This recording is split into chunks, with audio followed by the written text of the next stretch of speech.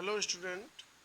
आज हम लोग सरफेस केमिस्ट्री चैप्टर में टॉपिक पढ़ेंगे वास्तविक विलयन, कोलाडी विलयन और निलंबन में अंतर। ठीक। इस चैनल को सब्सक्राइब कर लो सभी सभी आप।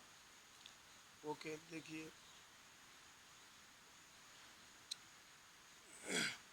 वास्तविक विलयन।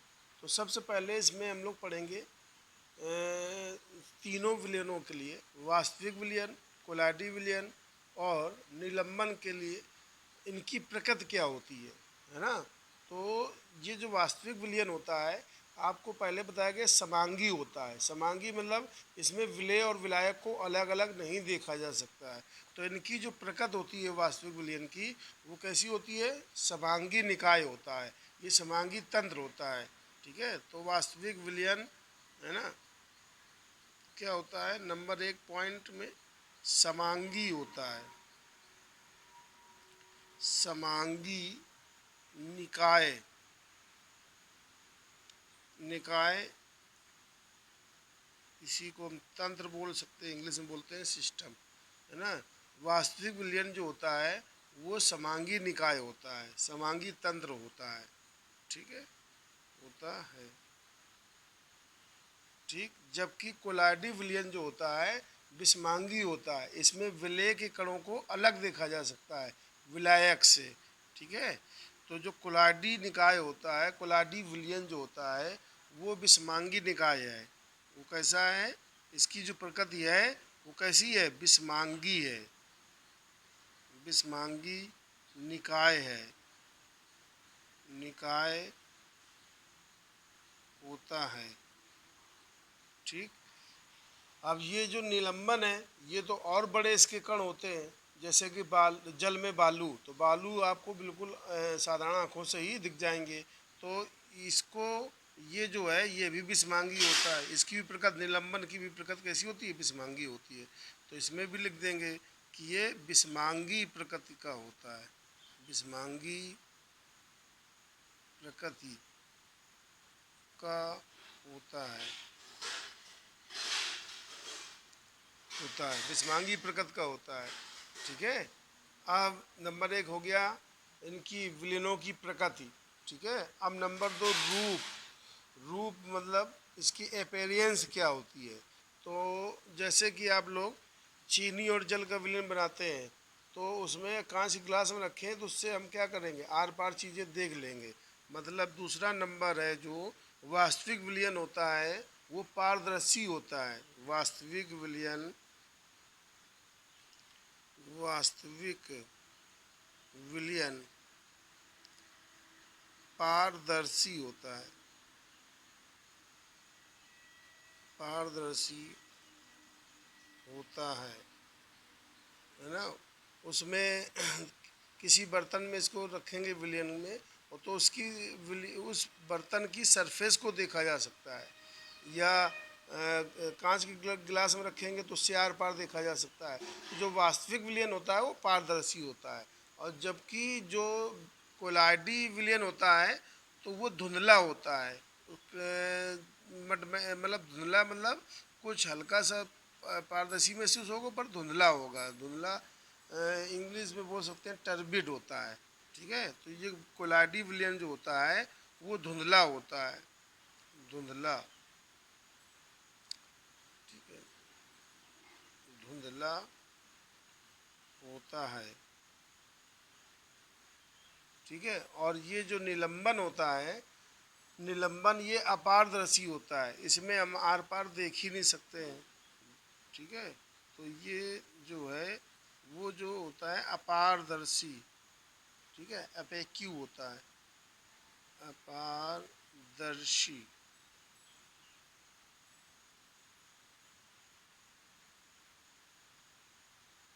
अपारदर्शी होता है।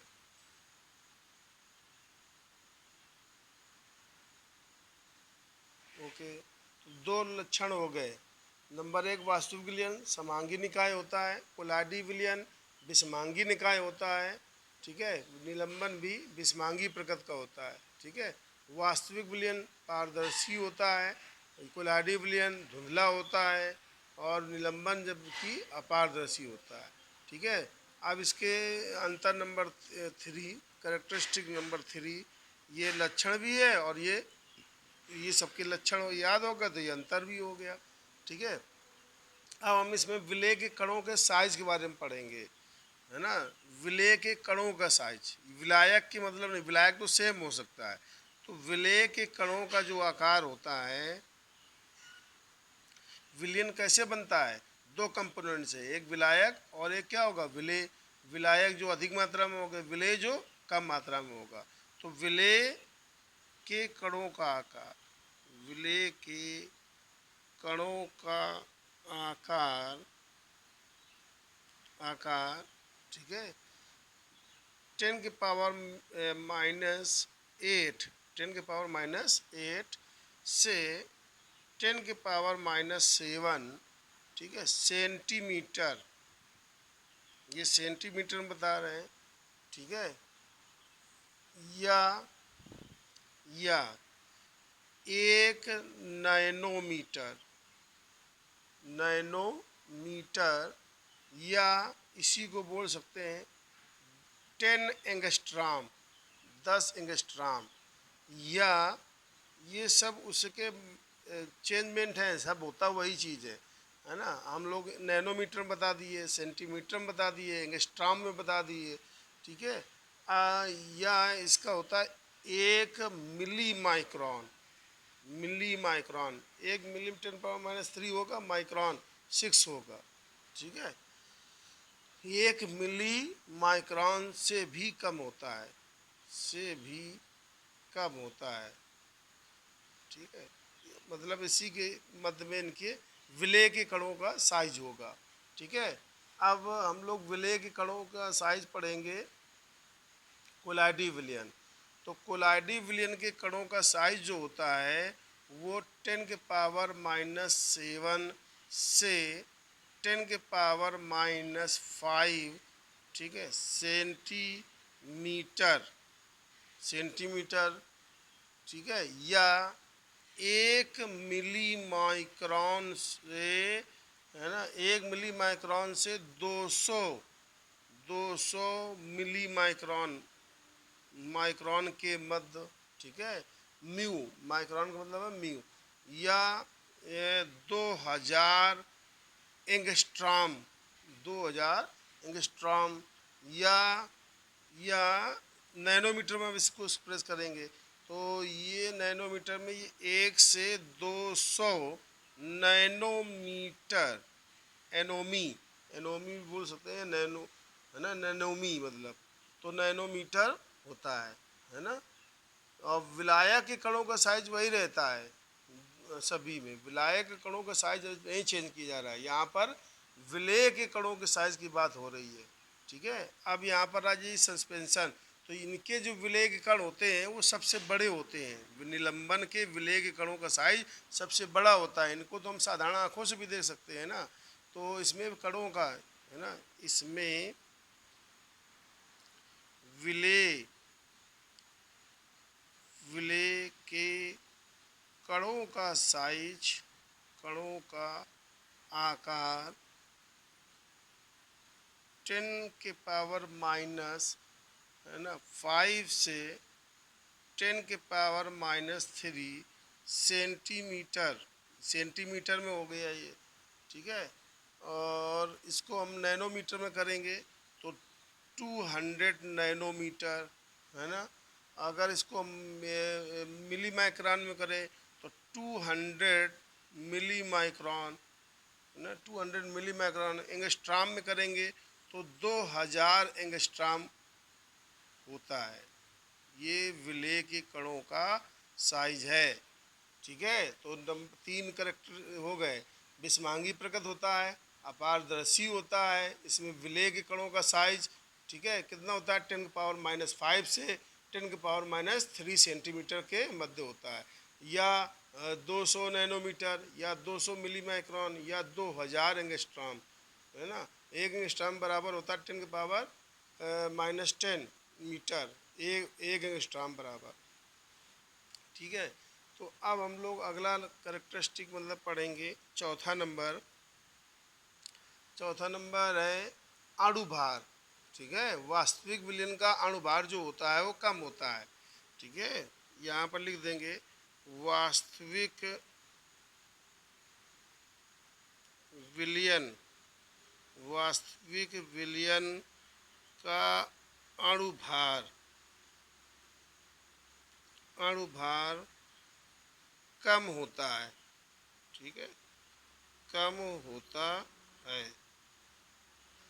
हाँ, जबकि इनका अधिक होता है, दोनों का ही, ठीक है। अणुभार तो अधिक होता है, लिख देंगे अधिक होता है और अधिक होता है। क्या अधिक होता है? अणुभार अधिक होता है, ठीक है।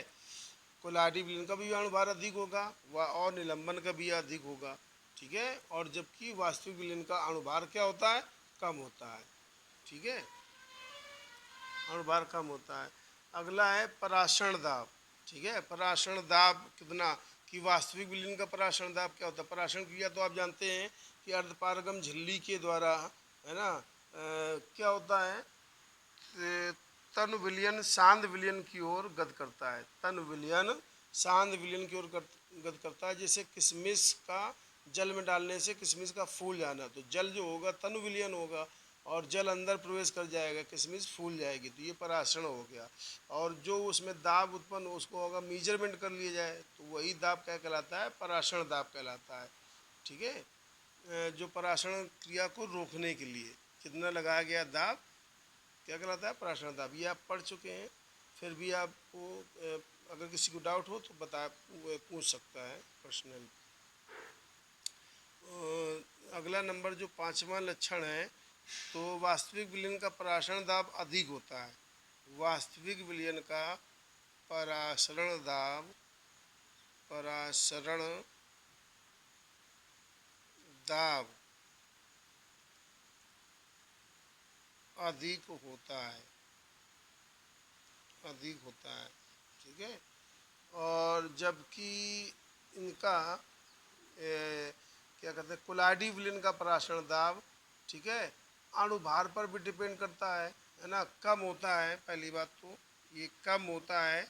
और इनका परासरण दाब और ऑटोमेटिक प्रेशर इन्वर्सली इन्वर्सली, है ना, इन्वर्सली मतलब व्युत्क्रमानुपाती होता है। किसके?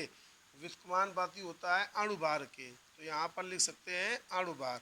तो आप लोगों को पता है कि इनका अणुभार क्या होता है? अधिक होता है, तो इनका परासरण दाब क्या हो जाएगा? कम हो जाएगा। जबकि इसका अणुभार हमने बताया था कि अधिक होता है, तो अणुभार अधिक होता है तो परासरण दाब क्या हो जाएगा? अधिक हो जाएगा, ठीक है, इनका कम हो जाएगा। ये तो इसमें सीधे लिखा है कि परासरण दाब अणुभार के क्या होता है? व्युत्क्रमानुपाती होता है। अणुभार बढ़ेगा तो परासरण दाब घटेगा, अणुभार घटेगा तो परासरण दाब बढ़ेगा, घटेगा। अब इसमें आ जाइए, इनका भी कम होता है क्योंकि इनका भी अणुभार अधिक होता है, तो परासरण दाब जो है वो कम होता है। परासरण दाब, परासरण दाब कम होता है, कम होता है, परासरण दाब कम होता है, ठीक है। ये पांच लक्षण हो गए इसके। छठवें लक्षण में हम लोग पढ़ेंगे इसका, है ना, चर्वपत्र से विसरण। आप लोगों को इसी में डिफिनेशन समझाई गई थी कि वास्तविक विलयन के जो कण होते हैं चर्वपत्र से विलय के कण, ठीक है, पूरा लिख देते हैं, चलिए। वास्तविक विलयन के विलय के कण, विलय के कण, ठीक है, विलय के कण किससे? चर्मपत्र, पार्चमेंट पेपर। विलय के कण चर्म पत्र, पार्चमेंट पेपर से आसानी से विसरित हो जाते हैं, शीघ्रता से, शीघ्रता से विसरित हो जाते हैं, विसरित हो जाते हैं, ठीक है, विसरित हो जाते हैं, क्लियर। अब इसमें क्या होता है, धीरे धीरे विसरित होते हैं, इसमें धीरे धीरे, ठीक है, विसरित होते हैं, विसरित होते हैं, ठीक है।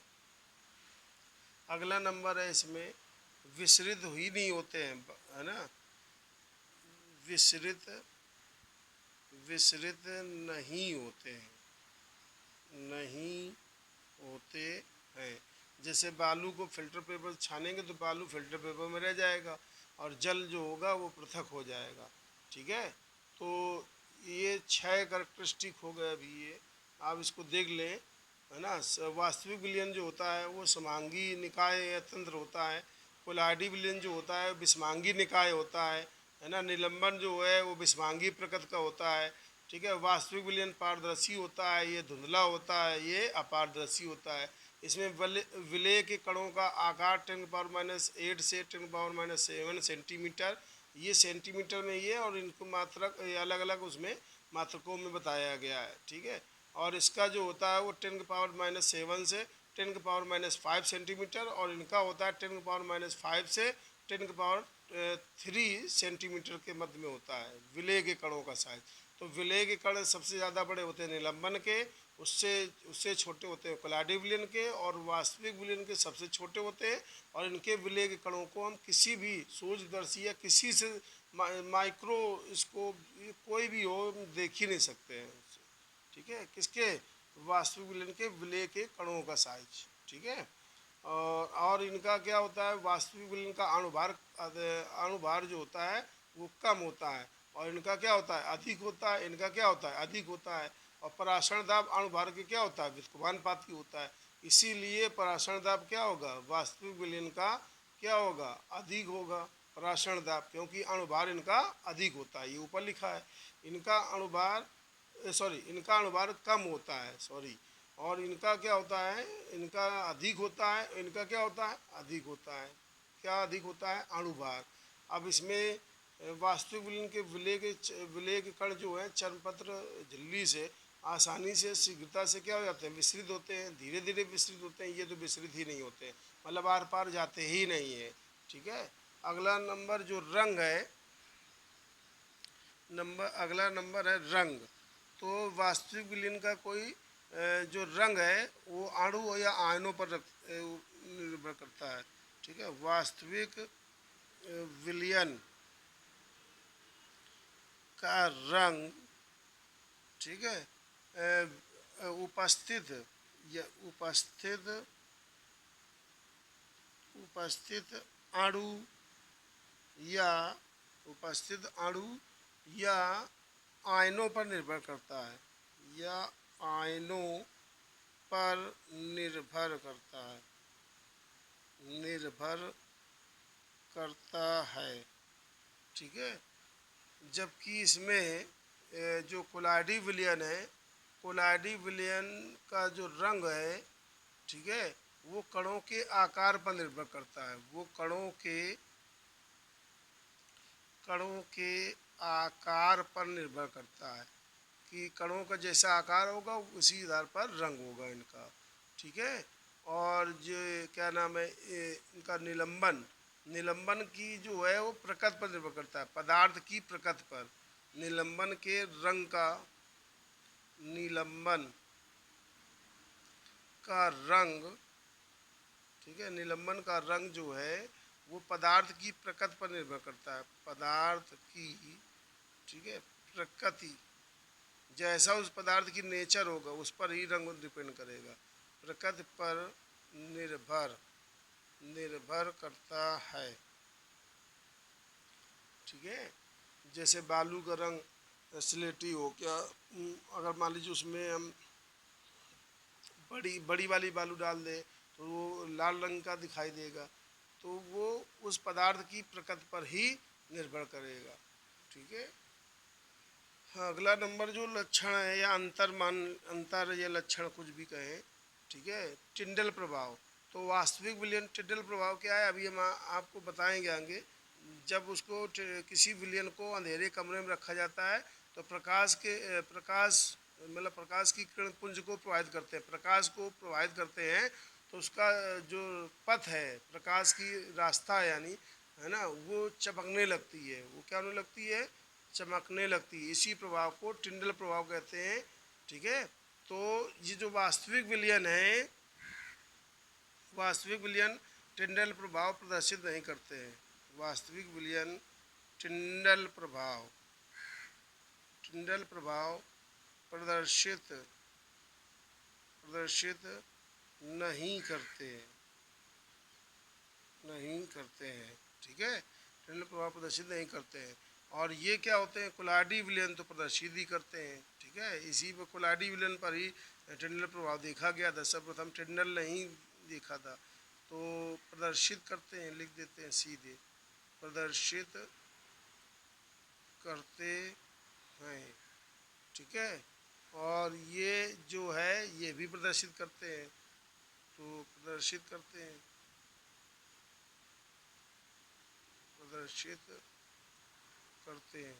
क्या प्रदर्शित करते हैं? टिंडल प्रभाव। टिंडल प्रभाव, कोलाडी विलयन भी टिंडल प्रभाव प्रदर्शित करते हैं और निलंबन भी टिंडल प्रभाव प्रदर्शित करते हैं, जबकि वास्तविक विलयन टिंडल प्रभाव प्रदर्शित नहीं करते हैं। ठीक है। ब्राउनी गति, ब्राउनी गति भी जो है वो वास्तविक विलयन नहीं प्रदर्शित करते हैं। ठीक है। और ये प्रदर्शित करते हैं और ये भी प्रदर्शित कर सकते हैं। ठीक है। पर ब्राउनी गति बहुत अधिक महीन होने पर संभव है।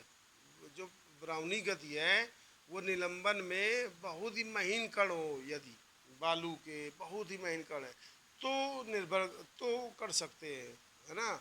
अगर बड़े कण, बहुत अधिक बड़े कण हैं बालू के, तो वो नहीं करेंगे। तो कुल मिला के ये बताया जा सकता है कि ये ब्राउनी गति 9 नंबर लक्षण जो है वो ब्राउनी गति, ब्राउनियन मोशन, रॉबर्ट ब्राउन ने खोजा था इसे। तो ब्राउनी गति जो है ये प्रदर्शित नहीं करते हैं, प्रदर्शित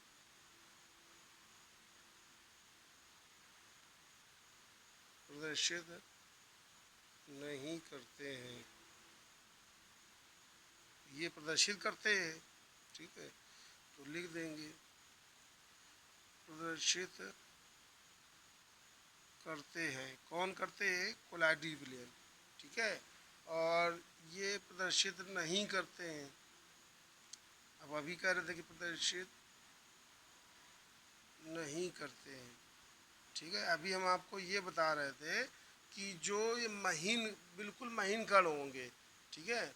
मतलब अगर महीन विलय के कण हैं, महीन कण हैं, तो वो प्रदर्शित कर सकते हैं, वो प्रदर्शित कर सकते हैं। तो ये तो हो गया इसका। ठीक है। दृश्यता के, विजिबिलिटी के बारे में बताया जाए। 10वां नंबर है दृश्यता, मतलब विलय के कणों को। तो विलय के कणों को हम नेक्ड आई, साधारण आँखों से, सूक्ष्मदर्शी से या किसी भी माइक्रोस्कोप से भी नहीं देख सकते हैं, जबकि इनके अतिसूक्ष्म कणों को प्रकाश बिंदु के रूप में देख सकते हैं। कोलाडी विलयन के, कोलाडी विलयन के कणों को हम सूक्ष्मदर्शी से, अल्ट्रा माइक्रोस्कोप से, यानी अति सूक्ष्मदर्शी, अल्ट्रा माइक्रोस्कोप से प्रकाश बिंदु के रूप में देख सकते हैं, है ना। और ये जो आपके होते हैं, ये क्या नाम है, टिंडल, जो निलंबन है, तो निलंबन की दृश्यता जो है इन्हें साधारण आँखों से देखा जा सकता है। तो दृश्यता का भी लिख देते हैं, चलिए। तो दृश्यता मतलब विजिबिलिटी, इनके कणों को, इनके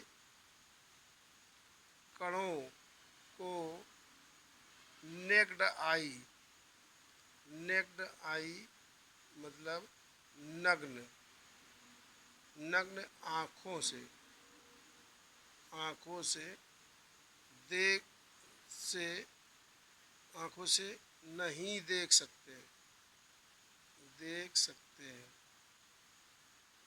ठीक है। मतलब देखा ही नहीं जा सकता है। ठीक है। और इनको अल्ट्रा माइक्रोस्कोप से, अल्ट्रा माइक्रोस्कोप से देखा जा सकता है, प्रकाश बिंदु के रूप में, प्रकाश बिंदु के रूप में देखा जा सकता है। ठीक है। अल्ट्रा माइक्रोस्कोप से। और इनको हम साधारण आँख से देख सकते हैं। ठीक। तो